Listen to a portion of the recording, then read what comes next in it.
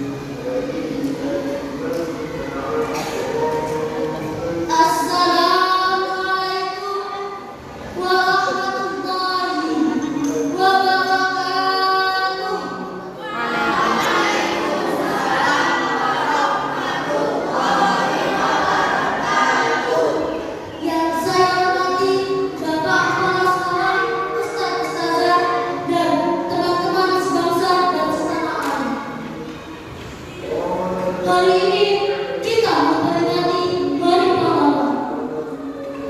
Hari yang penting yang mengingatkan kita pada perjuangan para pahlawan bangsa. Mereka berani dan rela berkorban dan mempertahankan demi mempertahankan kemerdekaan. Namun, apakah perjuangan sudah selesai? Tidak. Hari ini musuh kita bukan lagi penjajah berseragam, tetapi kemalasan, kebodohan, dan ketidakpedulian. Maka, mari kita teruskan nafas perjuangan ini. Mari kita isi kemerdekaan dengan prestasi, dengan semangat, dan dengan karya. Karena pahlawan sejati tidak hidup di masa lalu. Ia hidup di setiap hati yang berani berbuat baik hari ini. Kita siswa kelas 4C adalah